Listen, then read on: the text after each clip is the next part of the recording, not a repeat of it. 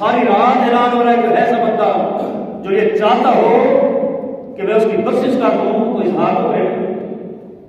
میدان میں تو ہے، گڑ گڑائے، آنسو بہائے، نفل پڑھے، ہاتھ اٹھائے، اپنی بخشش کی خواہش کا اظہار کرے. اللہ میں بھی چاہتا ہوں کہ میری بخشش فرما دے.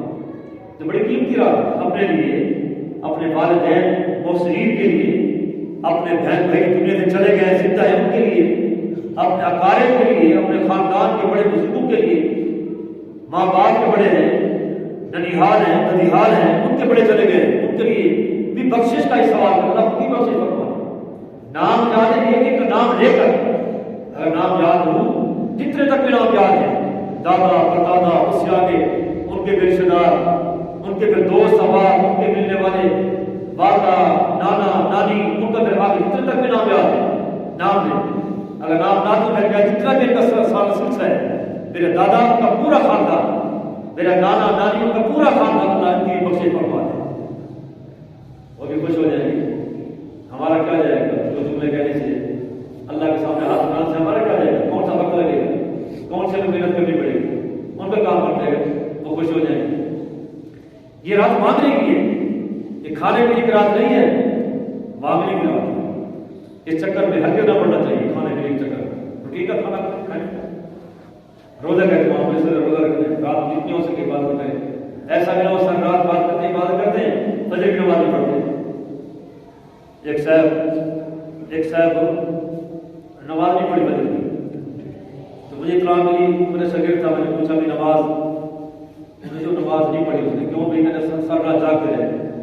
کہ اللہ کا بندہ رات کی عبادت تو مستحب تھی، نماز پڑھا فرض تھا، فرض چھوڑ دیا اور مستحب عبادت کرتا رہا. اتنی عبادت کریں جتنی برداشت ہو، تاکہ فجر کی نماز کو سہولت پڑھنے کی ہمت ہو جائے، توفیق ہو جائے.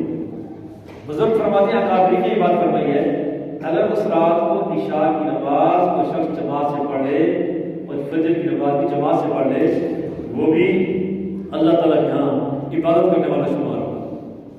عشاء کی نماز بھی جماعت کے ساتھ پڑھے اور فجر کی نماز بھی آنے والی فجر وہ بھی جماعت کے ساتھ ادا کر دیں. اللہ اس کے لیے بھی لکھ دیں گے کہ یہ بھی اس نے بھی اس رات کو میری عبادت کی ہے. یہ بڑی بات ہے. اس لیے دوستو، نبی پاک کے سامنے ارشاد فرمایا کہ بعض لوگ ایسے ہیں کہ اس مبارک رات میں بخشش نہیں ہوتی. اس پر کیا میں غور کرنا چاہتا ہوں کہ میں لکھ کر آیا ہوں. فرمایا کہ مشرک، شرک کرنے والے کی ایسی مبارک رات میں بخشش نہیں ہوتی.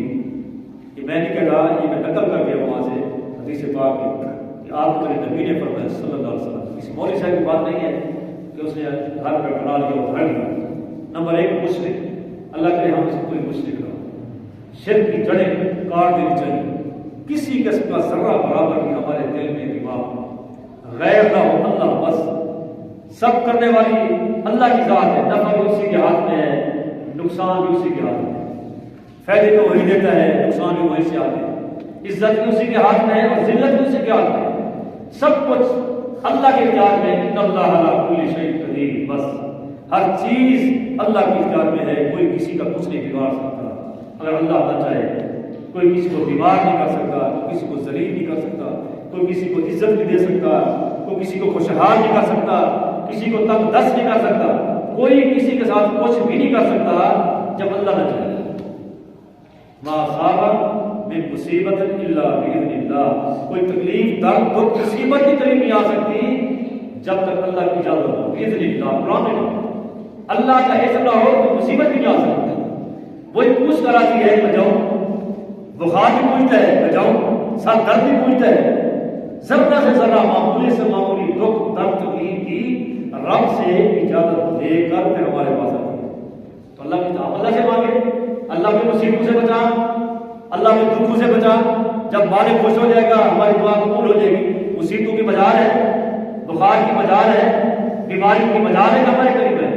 ہر کس قریب نہیں آ سکتی کوئی بیماری کو. تو کوئی ناکامی، کامیابی اللہ کے ہاتھ میں. اللہ خود نے کامیاب کروا. میرا فلانا معاملہ ہے، پڑھنے والے جوان ہیں، اللہ اس میں میری تعلیم میں تو نے مجھے کامیابی دینی ہے. رزق کا ہیرا وسیلہ کہ اللہ اس میں مجھے رزق تو نے عطا کرنا ہے. اللہ سے مانگیں گے، اللہ راضی ہوگا. اللہ مول کو مولد بھی لگا دے گا، دنیا ہمارے رزق میں روک سکتی، دنیا ہمیں بیمار نہیں کر سکتی، دنیا ہم پر سحر اور جادو نہیں کر سکتی، دنیا ہمیں ذلیل نہیں کر سکتی۔ اللہ نہ چاہے شرک سے بالکل برات کا اظہار کرے۔ دوسرا فرمایا کینہ رکھنے والا، آج ایک بڑی بیماری ہے کینہ، تھوڑی سی ناراضگی ہوگی، کینہ رکھا ہوا اس کو گرا رہا ہے، اس کی ٹانگیں کھینچ رہا ہے۔ مسجد کے ماحول میں بھی یہی ہے، گھر کے ماحول میں یہی ہے، بازار کے ماحول، ہر جگہ یہ مصیبت ہے، کینہ ہے۔